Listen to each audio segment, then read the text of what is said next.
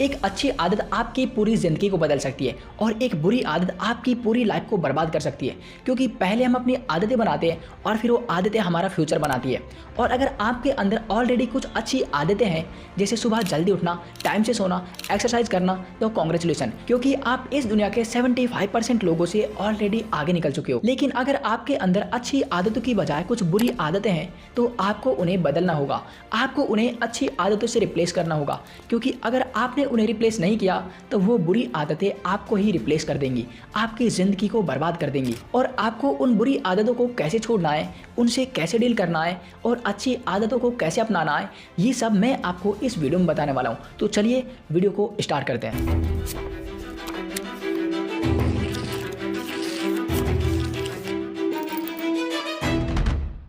तो देखो, सबसे पहले हम ये समझते हैं कि आखिर हमें कोई भी अच्छी या बुरी आदत लगती क्यों है।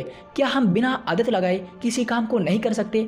और इसका जवाब मिलेगा हमें अपने ब्रेन से। जब किसी इंसान को कोई आदत लगती है तो उसका दिमाग एक तरह से ऑटोमेशन मोड पर चला जाता है, जैसे कि नहाना धोना, खाना खाना, ब्रश करना। इन सब कामों के लिए हमें दिमाग को बताना नहीं पड़ता है, बल्कि हमारा दिमाग खुद में खुद इन काम को करने लग जाता है, क्योंकि ये सब उसका रूटीन है और हमारी आदत। यानी कि इन कामों को करने के लिए हमारे ब्रेन को एनर्जी खर्च नहीं करनी पड़ती है।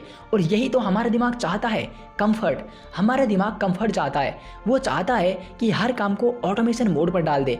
और यही कारण है कि जिन कामों को हम रोज करते हैं, जो हमारी रूटीन का हिस्सा है, ये उन कामों को ऑटोमेशन मोड पर डाल देता है। यानी कि वो काम हमारी आदत बन जाती है, जैसे कि खाना खाना, नहाना धोना, ब्रश करना, सोना। ये सब हमारी आदत ही तो है, क्योंकि इन सब कामों के लिए हमें दिमाग को बताना नहीं पड़ता है, वो खुद में खुद इन कामों को करने लग जाता है। लेकिन अब सवाल यह आता है कि आखिर हमें बुरी आदतों की लत क्यों लगती है, हमें बुरे कामों की लत क्यों लगती है? हम उनको तो रोज करते भी नहीं है, फिर भी हमें उनकी आदत क्यों लग जाती है? तो देखो, किसी भी काम को आदत बनने के लिए दो सबसे इंपॉर्टेंट रीजन है।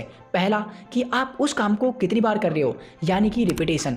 और दूसरा कि आपको उस काम को करने में कितना मजा आ रहा है, यानी कि डोपामाइन हार्मोन। अब हम बुरे कामों को रोज तो नहीं करते हैं, लेकिन हाँ, हम जब भी करते हैं तो हमें बहुत मजा आता है, हमें एक एक्सट्रीम लेवल की खुशी मिलती है, यानी कि हमारे ब्रेन के अंदर डोपामाइन रिलीज होता है, जिससे हमें एक अलग ही खुशी मिल रही है। और इसी खुशी को बार बार पाने के लिए हम उस काम को बार बार करते हैं, जिसके कारण हमें उसकी लत लग जाती है, वो हमारा एडिक्शन बन जाता है। हमें बुरे कामों की लत क्यों लगती है, जबकि हमें अच्छे कामों की लत क्यों नहीं लगती है? अगर इस कॉन्सेप्ट को मैं आपको डीप में समझाने लग जाऊं तो ये वीडियो बहुत ज़्यादा लंबी हो जाएगी।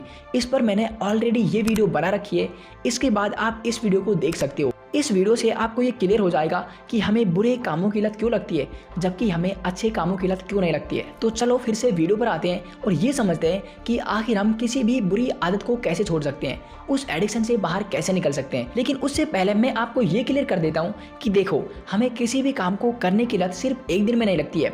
आप पहले ही दिन 20 सिगरेट नहीं पीने लग गए थे, पहले दिन आपने 1 सिगरेट पी, उसके बाद आप 2 पीने लग गए, फिर धीरे धीरे आप 3 सिगरेट पीने लग गए, और अब आपको भी नहीं पता है कि आप दिन के कितनी सिगरेट पी रहे हो। ठीक उसी तरह से हम उस आदत को सिर्फ एक दिन में नहीं छोड़ सकते हैं, हमें धीरे धीरे सिगरेट का लेवल घटाना होगा। जैसे कि अगर आप दिन की 3 सिगरेट पीते हो तो धीरे धीरे आपको 2 पीना शुरू करना है, उसके बाद आपको 1 पर आना है, और इसी तरह से धीरे धीरे करके उस आदत को पूरी तरह से छोड़ देना है। अगर आपको ये कॉन्सेप्ट क्लियर है तो चलो अब थोड़ा और आगे बढ़ते हैं और जानते हैं उन 3 टेक्निक्स के बारे में जिनको फॉलो करके आप किसी भी आदत को छोड़ सकते हो। तो चलिए एक एक करके तीनों के बारे में अच्छे से समझते हैं। सिर्फ विल पावर के भरोसे मत बैठो। कब से खुद से बोले जा रहे हो कि मैं इनको छोड़ दूंगा, क्या अब तक छोड़ पाए हो? नहीं ना, और छोड़ भी नहीं पाओगे, क्योंकि विल पावर लिमिटेड है। मतलब वो एक बैटरी की तरह है जो कि सबसे ज़्यादा सुबह होती है, उसके बाद में धीरे धीरे घटती जाती है। और यही कारण है कि सुबह हम सबसे ज़्यादा टफ डिसीजंस ले पाते हैं, सुबह हम सबसे ज़्यादा प्रोडक्टिव तरीके से काम कर पाते हैं, अपने दिमाग पर अच्छे से कंट्रोल रख पाते हैं। लेकिन उसके बाद अपने दिमाग को ज़्यादा कंट्रोल नहीं कर पाते हैं, क्योंकि हमारी विल पावर कमज़ोर पड़ जाती है। इसलिए विल पावर पर ध्यान देने की बजाय अपने एनवायरनमेंट पर ध्यान दो। चलो इसको एक एग्जांपल समझाता हूँ। मान लो आप जिम जाते हो और आप डाइटिंग पर चल रहे हो, यानी कि आपको कोई भी जंक फूड नहीं खाना है, कुछ भी उल्टा सीधा नहीं खाना है, और आप शाम को अपना वर्कआउट कंप्लीट करके घर आए और जैसे ही आप किचन में जाते हो तो वहाँ पर आपको एक बर्गर रखा हुआ मिल जाता है और ऊपर से आपको बहुत ज़्यादा भूख भी लगी है और थके हुए भी हो। अब आपके पास दो ऑप्शन है, या तो आप पहले खाना बनाओ या फिर ये जो बर्गर रखा हुआ है इसे खा लो। तो 99% चांस है कि आप बर्गर को खाना ही पसंद करोगे, क्योंकि खाना बनाने में आपको एनर्जी देनी पड़ेगी, जबकि जो चीज़ आपके सामने ऑलरेडी बनी हुई रखी है तो आप उसको ही खाओगे ना, क्योंकि आप खुद को कंट्रोल नहीं कर पाओगे, क्योंकि आपकी विल पावर अब कम हो चुकी है। कहने का मतलब है कि आप सिर्फ विल पावर से ही अपनी बैड हैबिट्स को नहीं छोड़ सकते, उसके साथ साथ आपको एनवायरनमेंट पर भी ध्यान देना है। सोचो, अगर वो बर्गर आपके किचन में होता ही नहीं तो क्या आप बाहर जाकर बर्गर खाकर आते? कभी नहीं। तो इसलिए विल पावर पर ध्यान देने की बजाय अपने एनवायरनमेंट पर ध्यान दो, उसे बेटर बनाओ, तब जाकर आप बैड हैबिट्स को छोड़ पाओगे। Huge habit tracker Jerry Stanfield, जो कि एक फेमस अमेरिकन कॉमेडियन है, उनसे एक बार किसी ने पूछा कि अगर मुझे आपकी तरह सक्सेसफुल कॉमेडियन बनना है तो मुझे क्या करना चाहिए। तो उस पर उन्होंने जवाब दिया कि अगर आप मेरी तरह एक कामयाब कॉमेडियन बनना चाहते हो तो आपको 365 दिन का एक कैलेंडर लेना है और आपको हर दिन जोक्स लिखने की प्रैक्टिस करनी है। जिस दिन आप जोक्स लिखने की प्रैक्टिस करते हो उस दिन को उस कैलेंडर में क्रॉस मार्क कर दो, और जिस दिन आपका 365 दिन का ये कैलेंडर पूरे क्रॉस मार्क से भर जाएगा उस दिन आप एक सक्सेसफुल कॉमेडियन बन जाओगे। ठीक उसी तरह से अगर आप अपनी बैड हैबिट्स को छोड़ना चाहते हो या फिर अच्छी आदतों को अपनाना चाहते हो तो शुरुआत में आपको 90 डेज का खुद से एक कैलेंडर बनाना है, और जिस दिन आप उस आदत को छोड़ने के लिए खुद पर काम करो उस दिन को क्रॉस कर दो, और जिस दिन आपका ये 90 डेज का कैलेंडर पूरे क्रॉस से भर जाएगा उस दिन आप किसी भी आदत को छोड़ सकते हो, किसी भी आदत को अपना सकते हो। तो आज और अभी से एक कैलेंडर बनाओ और उस पर काम करना स्टार्ट कर दो। छोटे से शुरुआत करो, लेकिन आपकी प्रॉब्लम तो यही है कि आप छोटे से शुरुआत करना चाहते नहीं हो।